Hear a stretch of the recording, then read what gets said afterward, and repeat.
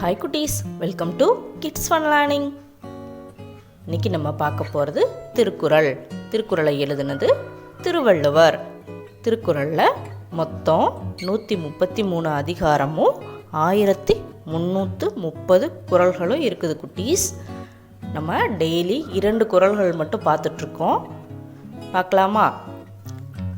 இனிய உளவாக இன்னாத கூறல் கனி இருப்ப காய் கவர்ந்தற்று. சொல்ல ரிப்பீட் பண்ணுங்க குட்டீஸ். இனிய உளவாக இன்னாத கூறல் கனி இருப்ப காய் கவர்ந்தற்று. இப்போ 2வது குறள் பார்க்கலாமா?